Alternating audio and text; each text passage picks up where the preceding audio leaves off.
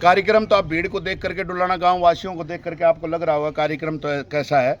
और रही दूसरी बात, ये जिला मुख्यालय की बात है, मैं तो पहले भी कहता था कि पिपो मारो से तेल आगला करने से हम पिपो बजाया जाए और तेल वो भरते जाए। तो काम की बात यह है कि हमारा जो जिला मुख्यालय महेंद्रगढ़ है उसको समाज कल्याण विभाग तुरंत प्रभाव से और सतनाड़ी को उपमंडल बनाने का जोर इसलिए मैं डाल रहा हूं क्योंकि श्यामपुरा नंगड़ा का भाई यहाँ पर आकर के काम करता है, तो एक डीसी एसडीएम लेवल का व्यक्ति वहाँ बैठेगा, वहीं के वहीं काम होंगे आधे अधूरे, और जो काम बच जाएंगे वो यहाँ पर होंगे। दूसरी चीज़, 3 उपमंडल चाहिए एक जिला बनाने के लिए, और वो जिला बन जाएगा, ये 3 उपमंडल बन जाएंगे तो गवर्नमेंट की नॉर्म्स होती है अपने आप, जब 3 एसडीएम एक जगह बैठेंगे तो उनके ऊपर एक डीसी चाहिए ही चाहिए। वैसे तो सरकार ने महेंद्रगढ़ की अनदेखी कर रखी है। पंचकुला एक हल्के का है, उसको जिला बना रखा है। दादरी 2 हल्कों का है, उसको जिला बना रखा है, जिसमें वो क्या बोलते हैं, ये सब डिवीज़न 2 ही है मेरे ख्याल से। ऐसे ही आसंद में पता नहीं कौन सी जगह, एक मैम के अंदर पीछे एक ही दिन में उपमंडल बन गया, एक दिन में तहसील बन गई, एक ही दिन में सारी चीज़ें एक दिन में बन गई, क्योंकि उनका तो राज है भाई, वो तो चाहते हैं वो करवाते हैं। हमारे अब जो बलवान फौजी ने जो मुहिम लगा रखी है, घर घर जा करके लोगों को जंगवाऊंगा, ये मेरे हैं, चाहे मुझे पैर पकड़ के हाथ जोड़ के कैसे भी मनाना पड़े, और अब की बार अपने सार्वजनिक काम के लिए सबको एक करके।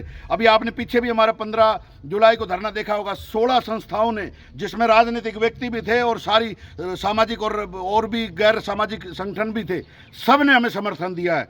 और आने वाले 10 तारीख को 10 से 15 हज़ार लोग, ये सारे के सारे आपको वहीं पर मिलेंगे। इनकी शक्ल फोटो देख लो, अगर एक में भी बच जाए, ये तो 2-2 4-4 ना और ले आएंगे जाए के ना, और जब जाए के ये बात बनेगी।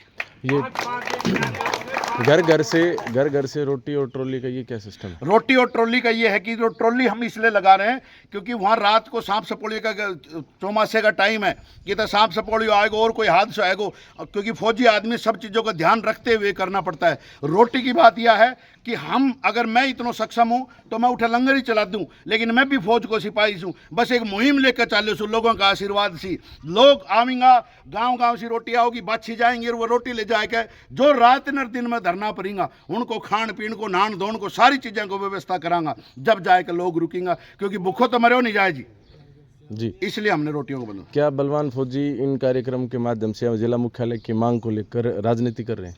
अगर मैं राजनीति भी कर रहा हूं, आपकी बात भी मैं मान लेता हूं, अगर मैं राजनीति भी कर रहा हूं तो अच्छी चीजों के लिए राजनीति करनी भी चाहिए। ये अभी तक 45 साल से हम नहीं देखता आया था कि राजनीति चल रही है, लेकिन कोई काम करके भी राजनीति कर सकता है। ईब तो मैं आपको राजनीति को जवाब दूं। दूसरी चीज ये है, मैंने मेरे लोगों को कह रखा है, 2 जुलाई को कहा था, 15 जुलाई को कहा था, जब वहां पर श्रीमान अमित शाह जी की रैली थी, उस टाइम मैंने वो एक चैनल पे कहा था, यहाँ पर हर गांव में कह रहा हूँ, आप लाइव में मेरे में देख रहे हो।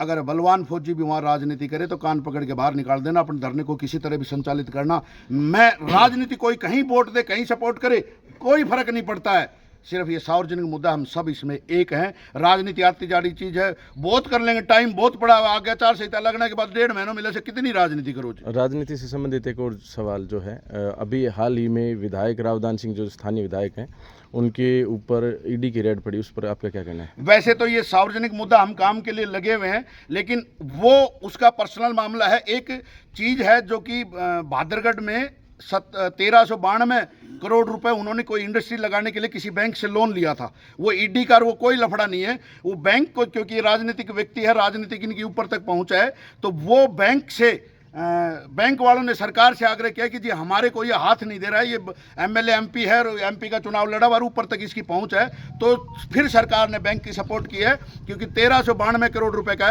लोन लिया है। किसी प्रकार की और पर्सनल चीज़ हो तो मुझे पता नहीं, और भाई लोन तो भरना पड़ेगा, अगर चोरी करोगा तो भाई पुलिस तो लेकर जा ही जाएगी, तो ये लोन अगर टाइम से भर दे तो ये नौबत नहीं आती। लेकिन चलो कोई बात नहीं, वो उसकी पर्सनल चीज़ें हैं, हम उनके अंदर नहीं जाएंगे, जो चीज़ है वो अपना भुगते, वो परमात्मा जाने। जी, बहुत बहुत धन्यवाद जी।